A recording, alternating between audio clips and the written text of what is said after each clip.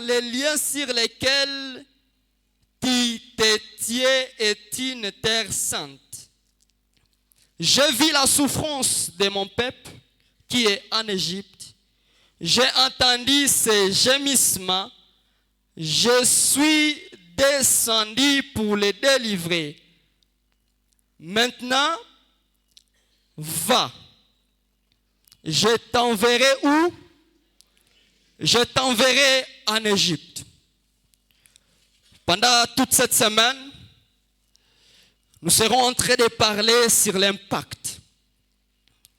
Nous serons en train de parler de l'impact.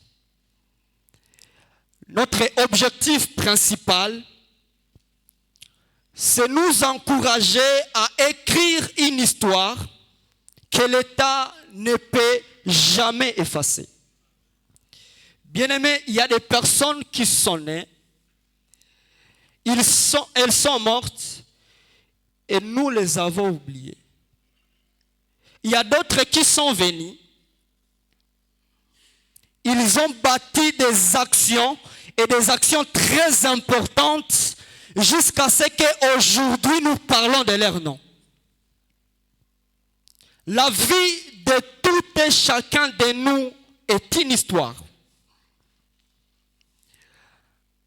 Tes actions de chaque jour en famille, tes actions de chaque jour dans ton lieu de travail, tes actions de chaque jour dans ton quartier, tes actions de chaque jour à l'église forment des épisodes et des parties qui constituent ton histoire. C'est pourquoi nous allons nous baser sur les actions que nous devons poser dans la génération. Alléluia. Et l'essentiel n'est pas d'écrire une histoire. L'importance, c'est d'écrire des bons témoignages dans notre histoire. C'est pourquoi nous allons parler de l'impact dans les témoignages. Et nous parlons de l'impact dans les témoignages, c'est lorsque nous commençons à réfléchir et à nous dire comment est-ce que mon entourage parle de moi. Nous parlons de l'impact dans notre témoignage lorsque nous commençons à nous demander comment notre propre famille parle de nous. Nous parlons de l'impact dans notre témoignage lorsque tu peux commencer à te poser la question comment est-ce que mes collègues de service parlent de moi. Et nous serons en train de nous encourager à bâtir des actions qui seront en train aussi de former notre réputation. Alléluia. Alléluia. Alors la Bible nous parle des hommes et des femmes qui ont laissé des traces dans leur génération. Et aujourd'hui, nous allons nous focaliser beaucoup plus sur la vie de Moïse, qui a laissé des traces dans sa génération. Et aujourd'hui, nous parlons de Moïse. Et les générations futures parleront aussi de Moïse. Et les générations aussi qui viendront parleront de Moïse. Pourquoi? Parce qu'il a pu écrire une histoire que le temps ne peut jamais effacer. Plusieurs personnes dans la génération sont en train de bénir. Aujourd'hui, nous voyons, et je vois personnellement les jeunes gens qui sont en train de bénir la génération. Aujourd'hui, je suis en train de voir les jeunes filles qui sont en train d'être des réponses à certains défis. Aujourd'hui, je suis en train de voir des jeunes garçons, les mamans et les papas, qui travaillent jour et nuit pour donner des solutions à la génération. Il y a une question que j'étais en train de me poser. Ces gens sont en train d'impacter, pas parce qu'ils sont plus intelligents que nous. Ces gens sont en train d'impacter la génération, pas parce qu'ils ont un autre Dieu que nous. Ils sont en train d'impacter la génération parce qu'ils ont compris que l'impact ne commence pas lorsque je pose des grandes actions. L'impact commence lorsque je fais des petites actions dans la grandeur. L'impact, je répète, ne commence pas lorsque tu fais de grandes choses. L'impact commence lorsque tu commences à faire des petites choses dans la grandeur. C'est pourquoi n'attends pas que tu aies beaucoup pour impacter. Avec le pain que Dieu t'a donné, tu peux impacter la génération. N'attends pas que tu aies beaucoup de l'argent pour bénir ces orphelins. Avec le pain que Dieu t'a donné, tu peux bénir ta génération. Alléluia.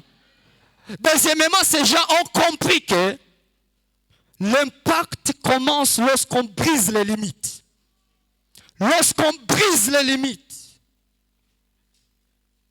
Tu ne peux pas impacter la génération et bénir la vie de plusieurs sans que tu ne brises les limites. Il y a Moïse qui a fait 40 ans dans la maison de Pharaon. 40 ans étant berger auprès de son bon père Jéthro, 40 ans étant libérateur. Mais lorsqu'il était dans la maison de Pharaon, il avait certaines limites, il avait certaines barrières. Et lorsque Dieu a apparu à Moïse, il a dit, c'est toi que j'enverrai pour libérer mon peuple. Et Moïse a dit quoi? Je ne sais pas parler. La première barrière. Je ne sais pas parler.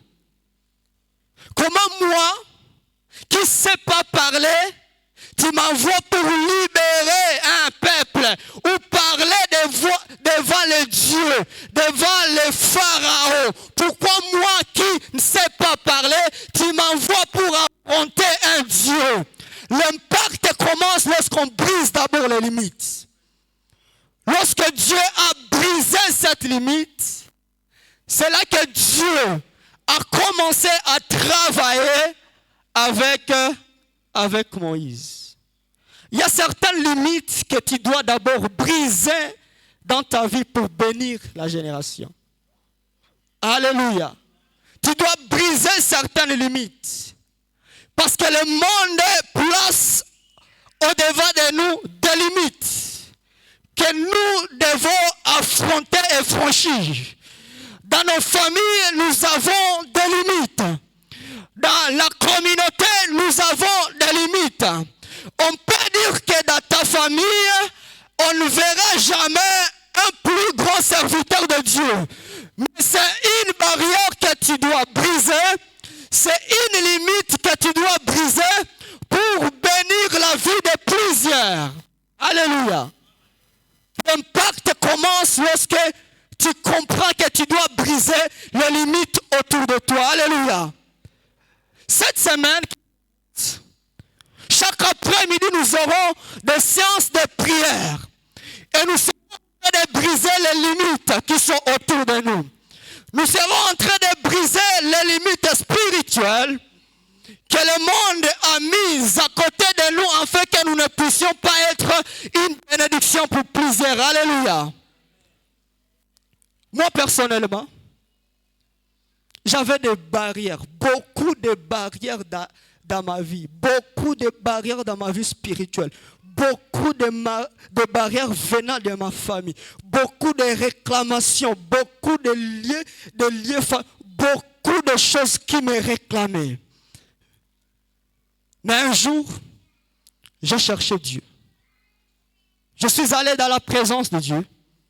J'ai prié, j'ai supplié, j'ai jeûné jusqu'à ce que Dieu a brisé ses limites.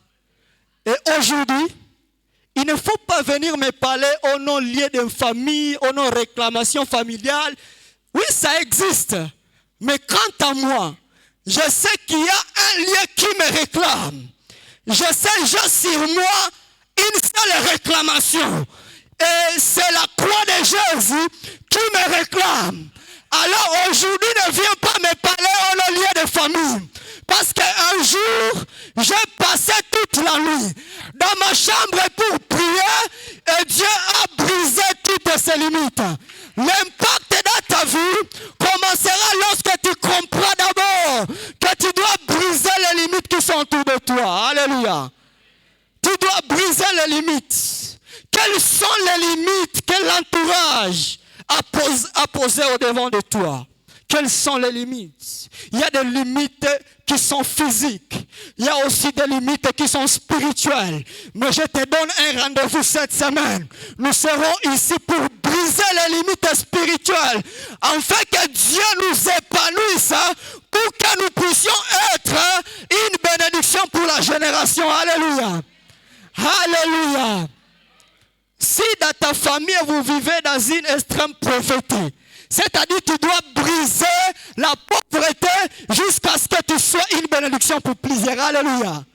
Alléluia. Aujourd'hui, nous allons nous baser sur 4 grandes vérités, à savoir sur l'impact. 4 grandes vérités, à savoir sur l'impact. 4 grandes vérités, à savoir sur l'impact. Première vérité, toute histoire d'impact commence par une saison de préparation. Toute histoire d'impact commence par une saison de préparation. C'est-à-dire, tu ne peux pas réussir sans que tu n'accordes une attention particulière à ta saison de préparation. C'est-à-dire la saison de préparation est la saison la plus importante dans la vie d'un homme. La saison de préparation est la saison la plus importante dans la vie de quelqu'un qui veut bénir la génération. Et Moïse a passé 40 ans dans la formation. 40 ans pour être préparé à libérer le peuple de Dieu. Dieu ne pouvait pas envoyer quelqu'un qui n'est pas préparé. Dieu ne pouvait pas utiliser quelqu'un qui n'est pas préparé. Dieu ne pouvait pas envoyer quelqu'un qui n'a pas de fondement suffisant. C'est pourquoi il a d'abord voulu former Moïse pendant 40 ans. Parce que Dieu savait que toute histoire d'impact commence d'abord par une saison de préparation. On ne peut pas parler du succès dans la vie sans parler de la préparation. On ne peut pas parler de la réussite dans la vie sans parler de la préparation. D'ailleurs, on parle du succès dans la vie lorsque les opportunités rencontrent une bonne préparation. Ah, tu n'as pas compris. On parle du succès dans la vie lorsque tes opportunités rencontrent une bonne préparation. Beaucoup de gens paniquent devant les opportunités parce qu'ils ne sont pas bien préparés. On veut t'embaucher quelque part, parmi les critères on dit, tu dois savoir parler l'anglais. Mais toi, tu ne sais pas parler l'anglais. C'est ça ton problème. Et c'est la seule chose qui te fera paniquer devant l'opportunité. C'est pourquoi si tu veux réussir dans la vie, efforce-toi de te former, de te préparer pour impacter. Beaucoup de personnes loupent des opportunités parce qu'ils ne sont pas bien préparés. N'attends pas que tu arrives chez toi, n'attends pas que tu te maries pour que tu commences à te préparer pour être une bonne maman. Tu peux déjà commencer à te préparer, être un meilleur papa pour tes enfants. Lorsque l'opportunité sera là, toi tu seras déjà un bon papa pour tes enfants. Parce que tu t'es déjà préparé. C'est pourquoi la réussite est pour les choses qui savent et pour des personnes qui savent mettre une attention particulière à la saison de préparation. Alléluia. La préparation est très importante. La préparation. Comment est-ce que tu es en train de te préparer à réussir la vie? Comment est-ce que tu es en train de te préparer à bénir la vie de plusieurs? Comment est-ce que nous sommes en train de nous préparer? Comment est-ce que tu es en train de te préparer à devenir un DG de ton entreprise? Comment est-ce que tu es en train de te préparer? Ne pense pas que l'opportunité sera là sans que tu ne sois bien préparé. Tu dois te préparer pour l'impact. Et dans la préparation, il y a 4 choses à savoir. Je vais seulement citer. Je n'aimerais pas entrer vraiment à profondeur. Dans la préparation, il y a premièrement ce qu'on appelle la conscience de l'identité. C'est-à-dire dans ta saison de préparation, tu dois connaître qui tu es. C'est la première chose que Moïse avait fait.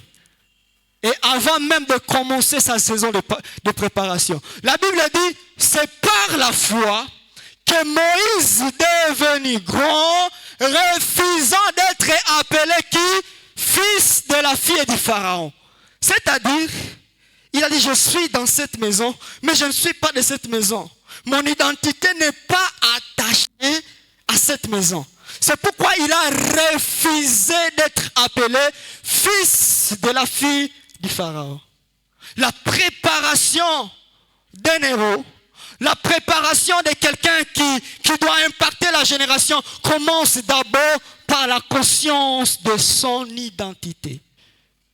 Et Moïse, lorsqu'il a eu conscience de son identité, c'est là que Dieu a commencé à penser comment il doit sauver le peuple d'Israël.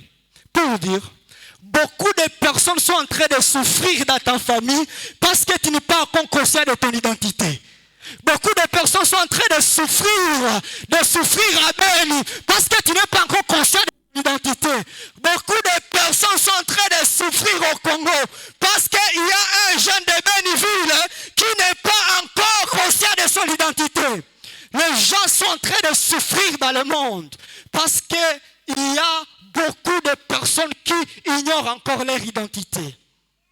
Première chose, dans la préparation d'un héros, c'est la conscience de l'identité. Deuxième chose, c'est la révélation de Dieu. Actes, chapitre 7, là où on a lu le verset 32. La Bible dit, je suis le Dieu de tes pères, le Dieu d'Abraham, d'Isaac et de Jacob. Pourquoi cette présentation? Pourquoi Dieu commence à se présenter? Parce que pour impacter, on doit avoir la révélation de son Dieu. En fait, Dieu t'utilisera sur base de la révélation que tu as de lui. Dieu marchera avec toi sur base de la révélation que tu as de lui. Si tu as la révélation de Dieu qui guérit, il t'utilisera dans la guérison. Si tu as la révélation de Dieu comme El Shaddai, il t'utilisera dans la puissance. Si tu as la révélation de Dieu comme Père, tu te comporteras toujours comme un enfant devant Dieu, comme un fils de la maison de Dieu. Alléluia. Troisième chose, dans la préparation, il y a ce qu'on appelle la rencontre avec les personnes. Ça, j'en ai parlé dans les cultes des jeunes passés. Je n'aimerais pas me baser beaucoup là. Mais je vais quand même parler de cette rencontre de Moïse avec Jéthro. Moïse a rencontré une aide de sa destinée. C'était Jéthro. Jéthro, c'est un nom hébreu qui signifie excellent. Pour dire, Jéthro était l'incarnation de l'excellence. Et il a fallu que Moïse soit en contact avec un excellent pour que lui aussi soit excellent. C'est pourquoi tu as besoin de personnes excellentes pour que toi aussi tu sois excellent.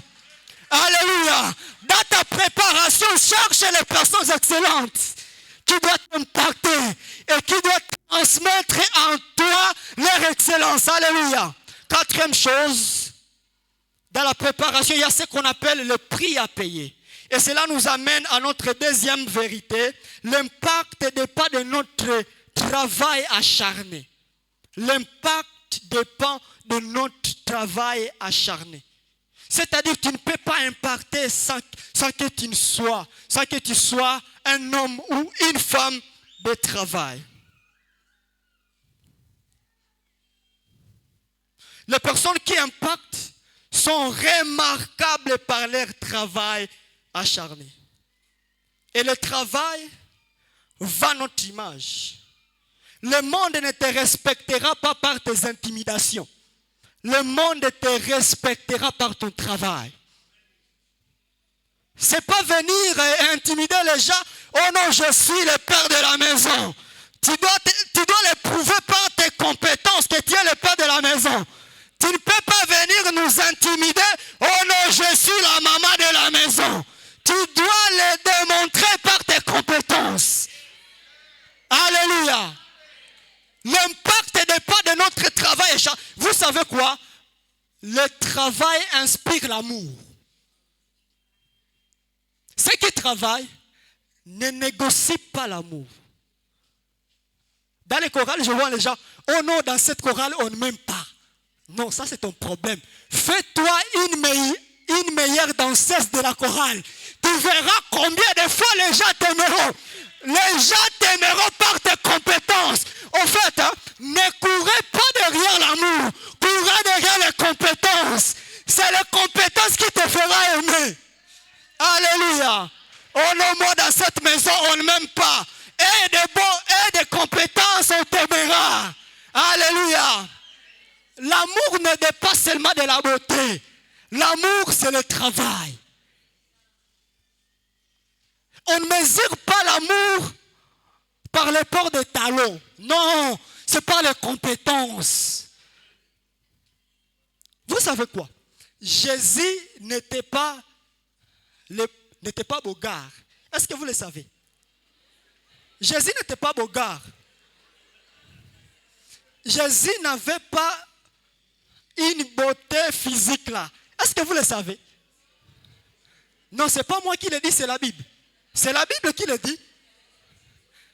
Ésaïe 53. Il n'avait ni beauté, ni éclat pour attirer le regard des hommes. Mais tout le monde là est en train de célébrer Jésus. Pas par sa beauté physique, mais par son travail pour l'humanité. Les gens t'aimeront pas par ta beauté, mais par tes compétences. Travaille dur, aie des compétences. Fais-toi meilleur et les gens t'aimeront. Fais-toi un bon serviteur de l'église. Les gens viendront vers toi. Oh non, moi, je n'ai pas de beauté. Imaginez un homme, mais c'est là, il est en train de te parler la parole. Parce que je sais, moi, ma beauté n'est pas seulement physique. Ma beauté est dans ce que Dieu a déposé. Come on. Développe tes compétences. Le travail inspire l'amour. Oh non, moi, dans ce bureau, on ne m'aime pas. Sois le bon informaticien de ton entreprise. Tu verras combien de fois les gens viendront te chercher. Même si tu n'es pas beau, même si tu n'es pas belle, mais parce qu'ils savent que tu es le meilleur informaticien de ton entreprise. Ton problème, c'est que tu ne développes pas tes compétences. C'est ça ton problème. Vous savez ce qui retenait Sarah dans son foyer? Est-ce que c'est seulement sa beauté? Non. Sarah ne donnait pas les enfants. Elle était stérile. Mais Abraham, comment tu peux garder un stérile dans ta maison? Abraham nous donnera une réponse en disant, oui, Sarah ne peut pas donner l'enfant, ne peut pas donner les enfants, mais elle sait faire une chose. Elle sait donner la soumission. Et la Bible dit, lorsque Sarah arrivait devant Abraham, elle s'humiliait, elle se soumettait jusqu'à dire mon Seigneur. Et lorsque Abraham était en train de voir combien de fois Sarah est en train de donner la soumission, elle disait, même si elle ne donne pas les enfants, mais quand même, elle donne la soumission. Et quelque chose que tu dois donner même à ton mari pour que... Ah, ah.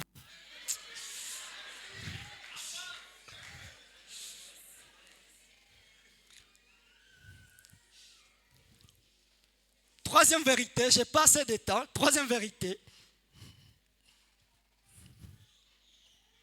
L'impact est un appel à apporter des solutions. L'impact est un appel à apporter des solutions.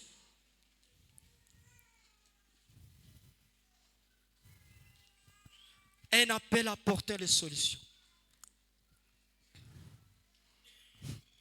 J'ai entendu quelqu'un dire, oh non, moi dans ce bureau ici, c'est comme si les gens à Banichomane, c'est comme si, donc on me voit, donc kila mtu anakuwa ananiona sawa mtu bure moya hivi. Laisse-moi vous dire, si tu donnes les solutions autour de toi, le monde te cherchera.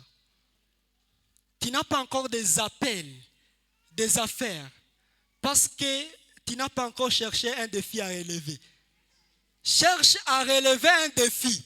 Tu verras combien de demandes qui seront derrière toi. La Bible dit, le monde attend avec un désir ardent la révélation des fils de Dieu. C'est-à-dire que le monde a des défis. Le monde a des besoins que les fils et les filles de Dieu doivent solutionner. Si tu ne solutionnes pas, si tu ne solutionnes pas un défi, le monde ne te cherchera pas. Quatrième vérité, pour clôturer, j'aimerais quelqu'un pour m'accompagner. J'aimerais illustrer quelque chose avec les pianos. Quelqu'un pour m'accompagner. Quatrième vérité. Les personnes qui impactent dégagent autour de la vie de Dieu. Les personnes qui impactent transmettent autour de la vie de Dieu. J'aimerais illustrer quelque chose. J'ai toujours vu ma vie comme ce piano. Ma vie est comme ce piano. C'est un instrument qui est là. La valeur de ce piano ne dépasse pas de son prix. La valeur de ce piano ne dépasse pas de sa couleur.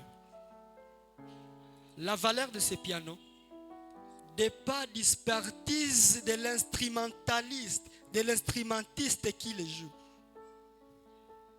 C'est-à-dire, si tu mets là quelqu'un qui ne sait pas jouer, il va émettre des sons qui seront désagréables.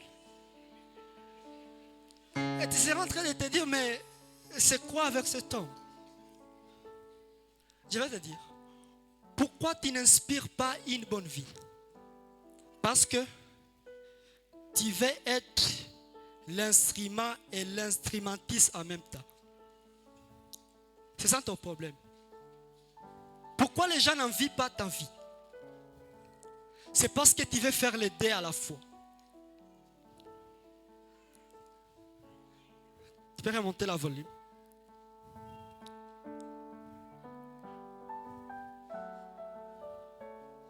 Parce que pendant un moment, nous pouvons écouter juste ça.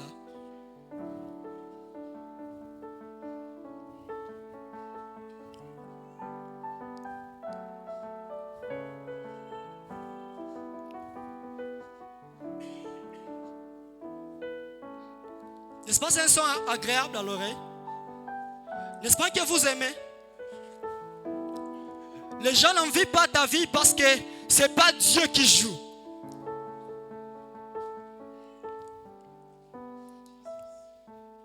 Tu ne transmets pas les belles mélodies. Parce que ce sont les désirs de la chair qui jouent. Ta femme femme n'est pas en joie dans sa maison, dans ta maison, parce que ce n'est pas Dieu qui joue. Tu veux être l'instrument et l'instrumentiste en même temps. C'est ça ton problème. Voilà pourquoi tu ne dégages pas la vie de Dieu. Mais quelqu'un qui laisse Dieu jouer, il dégage la vie de Dieu. Il dégage autour de soi une bonne atmosphère. Tout le monde peut dégager cette atmosphère que le frère est en train de jouer. Si une fois tu laissais Jésus jouer, si une fois tu laissais Dieu jouer, ta famille sera en paix. Lorsque tu laisseras Dieu jouer, les enfants ne sont pas stables à la maison. Même ton mari n'est pas stable dans sa propre maison. Ta femme n'est pas stable dans ta propre maison. Parce que tu ne laisses pas Dieu jouer. Alors que je suis en train de clôturer ce message, je suis en train de dire à quelqu'un que tu dois laisser Dieu jouer. Tu dois laisser Dieu jouer. Pour dégager la vie de Dieu.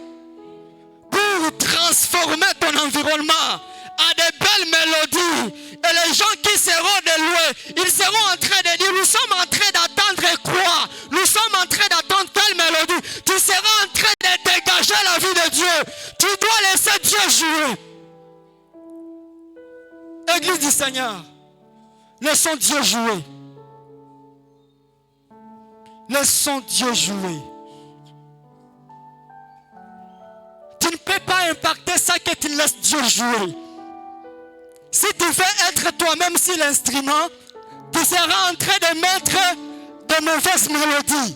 Et les gens seront en train de fermer les oreilles parce que tu seras en train de les déranger. Ta vie dérange les gens parce que Jésus ne joue pas. Alléluia. Est-ce que quelqu'un peut laisser Dieu jouer? Tu as laissé les hommes jouer. Ça n'a pas marché. Tu as laissé ton mari jouer. Ça n'a pas marché. Tu as laissé tes sentiments jouer. Ça n'a pas marché. Tu as laissé tes émotions jouer. Ça n'a pas marché. Mais je viens te proposer quelqu'un qui peut émettre des bonnes mélodies. C'est Jésus de Nazareth. C'est Dieu tout-puissant. Et tu impactera la génération. Dans la génération, tu seras en train de mettre des belles mélodies. Parce que ce sera Jésus qui sera sur l'instrument en train de jouer. Ta vie est un instrument. Tu dois laisser Dieu jouer. Tu dois laisser Dieu jouer. Est-ce que je parle à quelqu'un? Alors que je suis en train de clôturer ce message, j'aimerais que quelqu'un se lève et dire, Dieu, j'aimerais que tu joues. J'aimerais que tu joues. J'aimerais que tu joues. Nous serons tous debout dans la présence de Dieu. Et quelqu'un sera en train de prier et dire à Dieu, oui, j'ai joué, je n'ai pas donné de belles mélodies. J'ai joué, mes enfants n'ont pas été contents. J'ai joué, j'ai offensé mon mari. J'ai joué, j'ai offensé ma femme. Mais Dieu, je te laisse jouer. Est-ce que quelqu'un peut déjà commencer à dire à Dieu, je suis là, j'aimerais que tu joues. Ce n'est pas une affaire de en Jésus maintenant. Même moi aussi, j'ai besoin de laisser Dieu jouer. Pour que je puisse mettre de belles mélodies au monde. Pour que je puisse mettre de bons sons au monde. Pour que je puisse bénir le corps du Christ. Pour que je puisse bénir ma génération.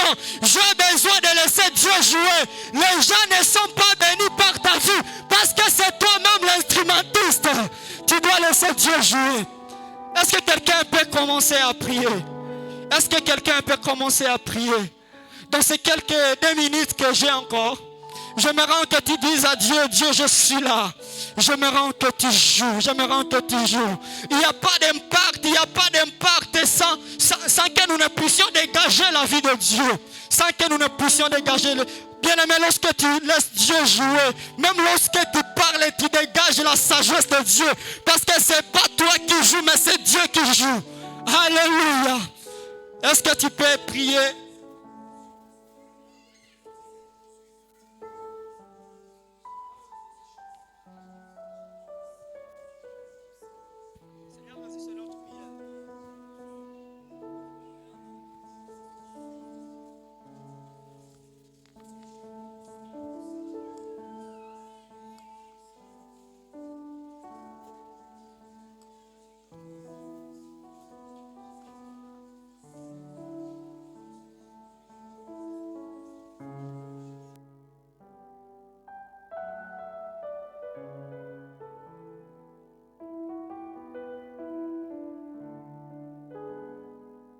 dois inspirer une bonne vie. Tu dois inspirer une bonne vie. Dans ta famille, tu dois inspirer une bonne vie. Dans ton lieu de travail, tu dois inspirer une bonne vie. Quelle joie lorsque les cœurs sont apaisés. Si les gens applaudissent ton absence, c'est que tu dois corriger encore tes actions.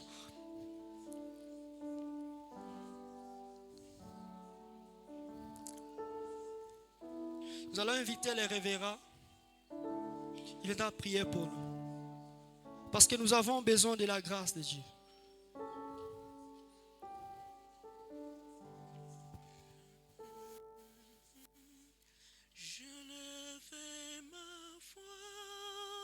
Je lève ma voix. Je lève ma voix. Je lève ma voix.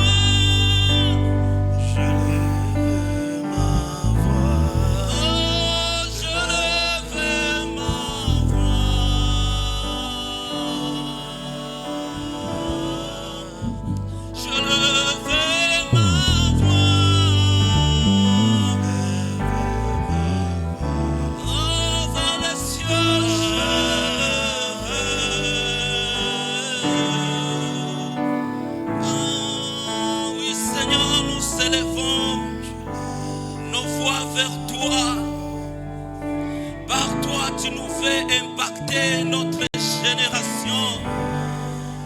Tu es le Seigneur de l'histoire. Tu es le Seigneur qui change l'histoire de la personne. Comme le message que nous venons d'écouter à partir de Moïse. Moïse qui a impacté sa génération par ta puissance, par son obéissance à ta parole. Il a impacté sa génération et jusqu'aujourd'hui, nous parlons de lui. Jusqu'aujourd'hui, nous parlons de lui. Et selon le message écouté, c'est par toi, Jésus, que nous pouvons écrire des histoires que le monde, que le temps n'effaceront jamais. Je prie, Seigneur, pour toutes les personnes qui veulent impacter et laisser des bonnes histoires. Je les laisse à toi. Je lève ma voix vers toi pour les abandonner à toi et qu'ils impactent par toi. Et ceux-là qui veulent changer de caractère afin d'impacter positivement, je prie que ta parole brise les limites, brise les mauvais caractères afin qu'ils impactent. Je prie, Seigneur, je lève ma foi. C'est pour cela qui traversent la saison de la formation. Oui, Moïse, après la formation académique, il a accepté d'être formé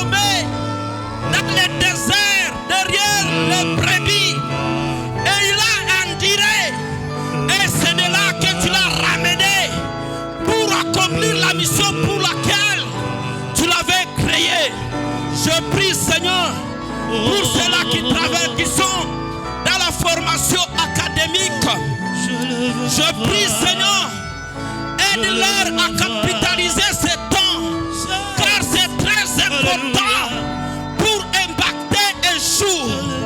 Je prie pour ceux-là qui traversent les déserts après leur formation, comme Moïse l'avait traversé.